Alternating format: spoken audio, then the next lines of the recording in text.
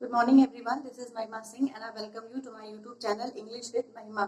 आज हम आपके सामने टेंसेस का जो नेक्स्ट सीक्वेंस था वो लेकर आए हैं, यानी कि आज आपके सामने जो डिस्कशंस किए जाएंगे वो है हमारा प्रेजेंट परफेक्ट कंटिन्यूअस टेंस। ठीक है, इसके पीछे के जो भी टेंसेस हैं उनके वीडियोस ऑलरेडी अपलोड है, आप चैनल पे चले जाएं और सारे पीछे के वीडियोस देखकर अपने टेंस को परफेक्ट कर लें। लेकिन फिलहाल आज हम लोग बात करने के लिए जा रहे हैं प्रेजेंट परफेक्ट कंटिन्यूअस टेंस की। So let's move on. हम पहले ये देख लेते हैं कि present perfect tense, present perfect continuous tense actually जो पैरामीटर्स है उस पर कहाँ तक खरा उतरता है और ऐसी कौन सी बातें हैं जिन पर आपको सबसे ज्यादा फोकस करने की जरूरत है जब हम लोग ग्रामर कर रहे होते हैं। तो ठीक है, तो सबसे पहले आप ये देख लीजिए कि जब हम प्रेजेंट परफेक्ट कंटिन्यूअस टेंस की बात करते हैं तो जो मेजर फाइंडिंग्स हैं, यानी कि जब कभी हम लोग बात टेंसेस की करते हैं तो मेजर फाइंडिंग्स में ये आता है कि भाई रूल्स क्या है, रेगुलेशंस क्या है, सिंगुलर में क्या करना है, प्लूरल में क्या करना है, या फिर अफर्मेटिव है तो क्या करना है, नेगेटिव है तो क्या करना है, एक्स वाई जेड। ठीक है, तो जो पहला कॉन्सेप्ट हमारे दिमाग में आता है वो ये आता है कि एक्चुअली में जो भी हमारा ग्रामर का जो भी टेंस हम पढ़ रहे हैं उसके रूल्स क्या हैं।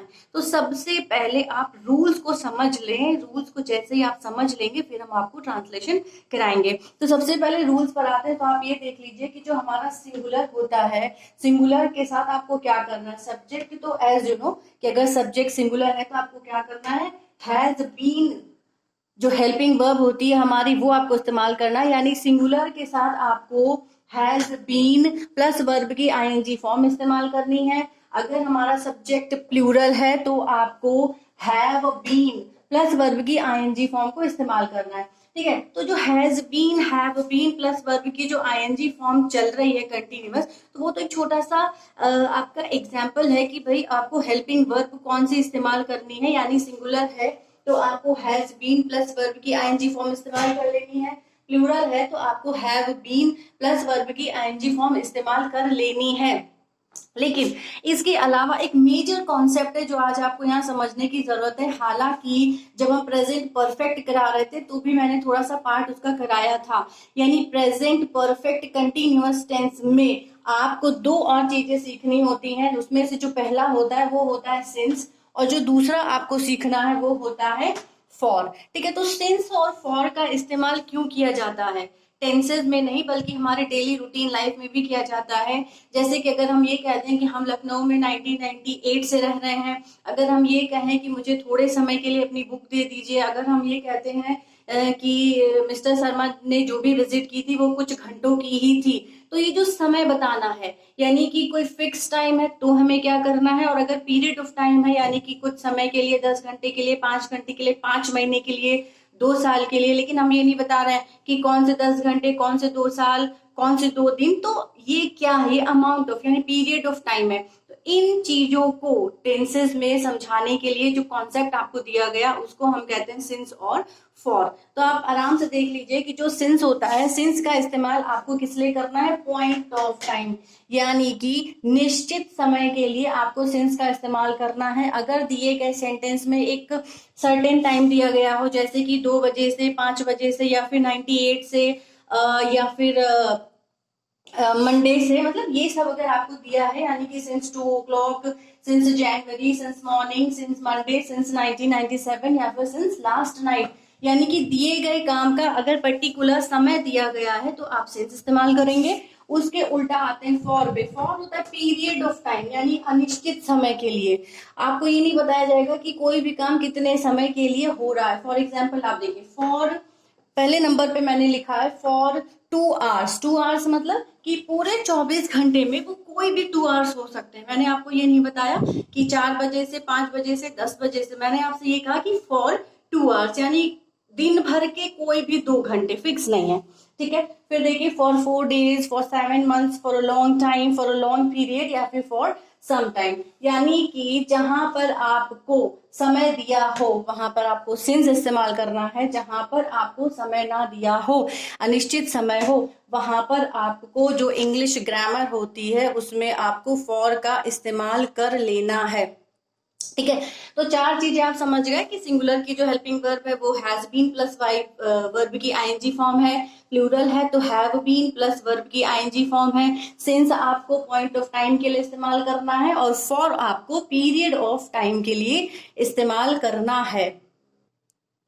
अब आप देखिए, आपके सामने प्रेजेंट परफेक्ट कंटिन्यूअस टेंस के कुछ फाइंडिंग्स हमने निकाल कर रखे हुए हैं, जिससे आपका जो कॉन्सेप्ट है वो प्रेजेंट परफेक्ट कंटिन्यूअस टेंस के प्रति जो भी कुछ है वो क्लियर हो जाना चाहिए। यानी कि मैंने पहले आपको ये बताया कि अगर सब्जेक्ट हमारा सिंगुलर है तो हेल्पिंग वर्ब क्या होनी चाहिए, प्लूरल है तो हेल्पिंग वर्ब क्या होनी चाहिए, और टाइम रेफरेंस को दिखाने के लिए आपको सिंस और फॉर इन दो चीजों का इस्तेमाल करना है। तो प्रेजेंट परफेक्ट टेंस को जब हम पढ़ रहे होते हैं तो उसकी फाइंडिंग्स यानी क्या हमको समझ में आया कि आखिर वो कौन सी चीजें हैं जो हमें प्रेजेंट परफेक्ट कंटिन्यूअस टेंस में पढ़नी है। तो देख लेते हैं कि जो पहली फाइंडिंग जो मुझे समझ में आई वो आपको ये बताने की कोशिश की जा रही होती है कि प्रेजेंट मतलब वर्तमान, परफेक्ट मतलब जो हो चुका है, कंटिन्यूअस मतलब जो जारी है, और टेंस मतलब टाइम। यानी प्रेजेंट परफेक्ट कंटिन्यूअस टेंस में ऐसे कामों की बात की जा रही होती है जो कुछ समय पूर्व से जारी है, यानी पहले काम शुरू हुआ था जो अभी तक पूरा नहीं हो पाया, यानी पीछे कम परफेक्टली रेडी तो हो गया, चालू तो हो गया, जारी तो हो गया, लेकिन अभी तक वो चल रहा है, उसमें कुछ काम बाकी रह गया है। अगर बात हम दूसरे फाइंडिंग की करें तो ये समझ में आता है कि जो कार्य है वो बीते हुए समय में किसी समय पर प्रारंभ हुआ था और वर्तमान समय में भी जारी है। यानी कि कोई एक काम है जो पीछे शुरू तो हुआ था लेकिन अभी तक वो जारी नहीं हुआ है, तो कब शुरू हुआ था ये दिखाने के लिए आपको सिंस और फॉर दिया जाता है। कि अगर आपको पॉइंट ऑफ टाइम दे दिया गया है कि कब शुरू हुआ तो आप सिंस इस्तेमाल कर लेंगे, अगर नहीं दिया गया है, शॉर्ट पीरियड ऑफ टाइम दिया गया है, तो आप फॉर का इस्तेमाल कर लेंगे।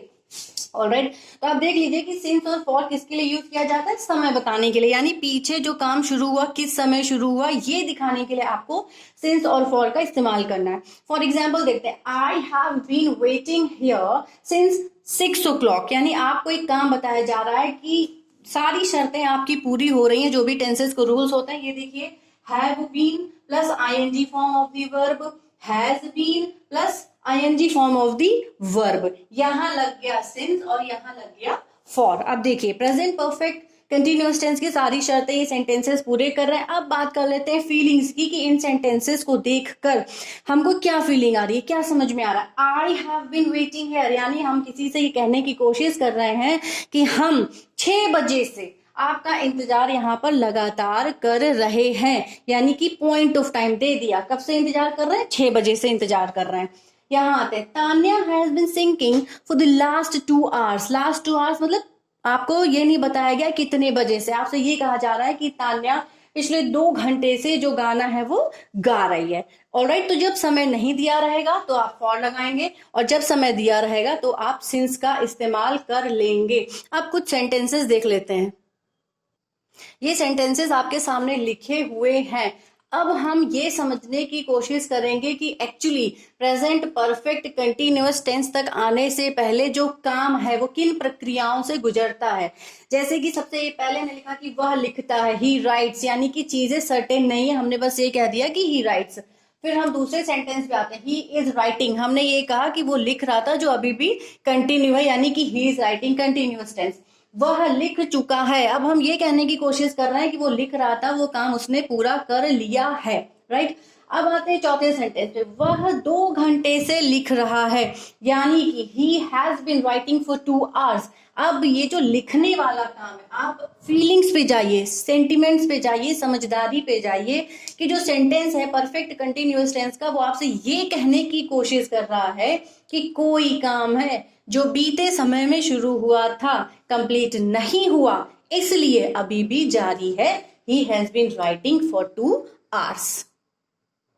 अब बात करते हैं थोड़े से सेंटेंसेस की कि एक्चुअली में जो प्रेजेंट परफेक्ट कंटिन्यूअस टेंस है उसके जो सब्जेक्ट है, सिंगुलर है, प्लूरल है, उनको यूज कैसे करना है।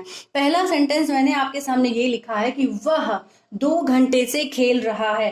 तो वह तो अपने आप में आपको पता है ना कि वह सिंगुलर यानी एक व्यक्ति की बात हो रही है, तो हम वह के लिए क्या लिख देंगे, ही के साथ क्या लगेगा, हैज बीन। ठीक है, ही हैज बीन। अब जो हमारा ऑब्जेक्ट है वो क्या कह रहा है, खेल रहा है, यानी कि प्लेइंग। ठीक है, अब क्योंकि वो कौन से 2 घंटे हैं वो सेंटेंस में नहीं बताए गए हैं, तो पीरियड ऑफ टाइम के लिए हम क्या लगाते हैं, फॉर। अब हम क्या कर देंगे, प्लेइंग फॉर 2 hours। ठीक है, ट्रांसलेशन आपका हो गया, he has been playing for 2 hours। नीचे आते हैं, वह 2 बजे से खेल रहा है। डिफरेंस दोनों में देख लीजिए, वह 2 बजे से खेल रहा है, ही हैज बीन प्लेइंग। ये तो ये हो गया। अब क्योंकि बात ये हो रही है कि वो पर्टिकुलर 2 बजे से खेल रहा है, तो हम यहाँ पे फॉर ना लगा के सिंस लगाएंगे, सिंस। ठीक है, सिंस कितने बजे से खेल रहा है, 2 बजे से खेल रहा है, यानी कि 2 o'clock। ठीक है, दोनों में डिफरेंस आराम से समझ लीजिए। उसमें हम कह रहे हैं 2 घंटे से यानी कि पीरियड ऑफ टाइम, और हम कह रहे हैं 2 बजे से यानी कि point of time. 3rd number पर आते हैं, सीता सुबह से तुम्हारा इंतजार कर रही है, यानी कि Sita has been waiting. Alright, Sita has been waiting for you since morning.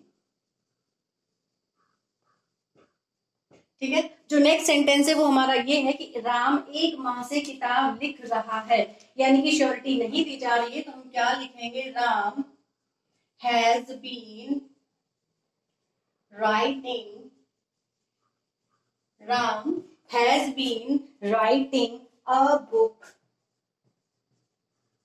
For a month.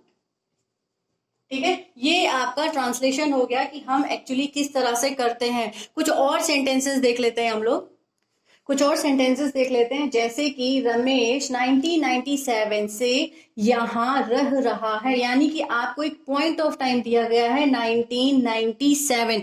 कोई भी डाउट नहीं, तो आप यहाँ क्या इस्तेमाल करेंगे, आप यहाँ पर सिंस इस्तेमाल करेंगे। जैसे कि हम क्या कहेंगे कि रमेश हैज बीन, क्या कर रहा है, रह रहा है, यानी कि Ramesh has been living here, Ramesh has been living here since 1997। ठीक है, तो जहां पर आपको पॉइंट ऑफ टाइम दिया है वहां सिंस लगाना है, जहां पर पॉइंट ऑफ टाइम नहीं यानी पीरियड ऑफ टाइम है वहां पर आपको फॉर लगा देना है। नेक्स्ट ये है कि सरला जून से इस महीने में पढ़ा रही है, यानी कि Sarla has been teaching,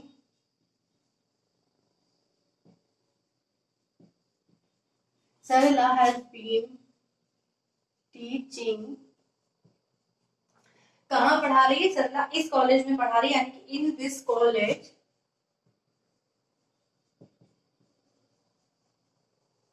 since June.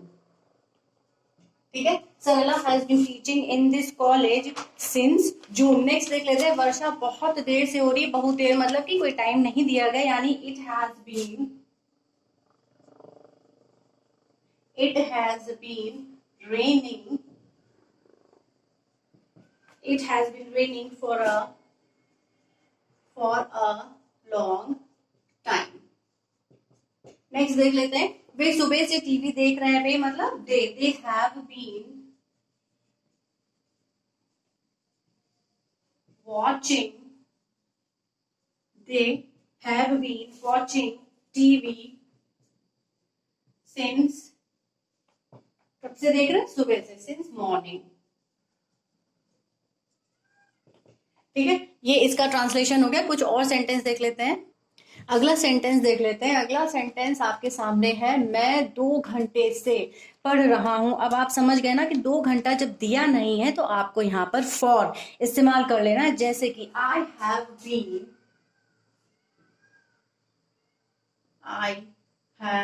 Been पढ़ रहा हूं, यानी कि आई हैव बीन स्टडीइंग,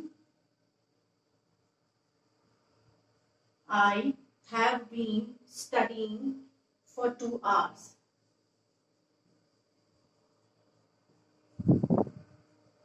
ठीक है, I have been studying for 2 hours, क्योंकि 2 घंटे, कौन से 2 घंटे, ये दिया हुआ नहीं है। नेक्स्ट देख लेते हैं, हेमा 3 घंटे से खेल रही है।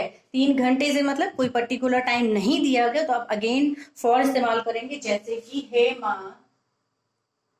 हैज बीन, ठीक है, हेमा हैज बीन क्या कर रही है, प्लेइंग, सॉरी खेल रही है, हेमा हैज बीन प्लेइंग कितने घंटे, 3, यानी कि फॉर 3 आवर्स। ठीक है, यहाँ पर जो आपका ट्रांसलेशन है वो खत्म होता है। मैंने आपको ये समझाने की कोशिश की है कि हैज बीन, हैव बीन या फिर सिंस और फॉर का जो पर्टिकुलर इस्तेमाल है वो कैसे किया जाता है। तो आप आराम से समझ लें कि अगर हमारा सिंगुलर है तो हैज बीन आएगा, प्लूरल है तो हैव बीन आएगा, और वर्ब की आईएनजी फॉर्म आएगी, पॉइंट ऑफ टाइम है तो सिंस आएगा, पीरियड ऑफ टाइम है तो फॉर आएगा। एक सेंटेंस मैंने आपके सामने रखा है, I have been writing an essay for an hour. All right, ये अफर्मेटिव में है। अब आपको अगेन वही करना है कि नेगेटिव में चेंज करना है, फिर इंट्रोगेटिव में चेंज करना है, फिर इंट्रोगेटिव नेगेटिव में चेंज करना है। तो I have been writing an essay for an hour, इसको आप नेगेटिव में लाएंगे तो आप कहेंगे कि I have not been writing an essay for an hour. आप इंट्रोगेटिव में आएंगे तो आप कहेंगे कि have I been writing an essay for an hour. अगर आप इंट्रोगेटिव नेगेटिव में आएंगे, यानी कि प्रश्न और नकारात्मकता दोनों एक साथ लाना है, तो आप कहेंगे have I not been writing an essay for an hour. यहाँ पे आपके जो रूल्स है वो खत्म हो जाते हैं, बस थोड़ा सा ट्रांसफॉर्मेशन हम आपको फिर से बता दे रहे हैं ताकि आपका कॉन्सेप्ट पूरी तरह से पूरा हो जाए। थोड़े से और सेंटेंसेस को हम लोग ट्रांसफॉर्म कर लेते हैं ताकि जो हमारा कॉन्सेप्ट है, जो बेसिक कॉन्सेप्ट है कि एक्चुअली सेंटेंसेस को किस तरह से चेंज किया जाता है वो और अच्छे से क्लियर हो जाएगा। तो कुछ और सेंटेंस ले लेते हैं। फॉर एग्जाम्पल के लिए हम आपके सामने रख रहे हैं, I have been swimming, I have been swimming for 2 hours। इसको नेगेटिव में ले आते हैं तो हम ये कहेंगे कि I have not been swimming for 2 hours। Interrogative में लाएंगे तो हम कहेंगे कि have I been swimming for 2 hours।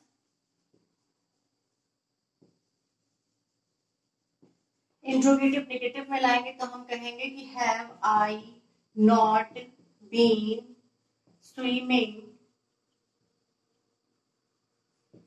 For 2 hours।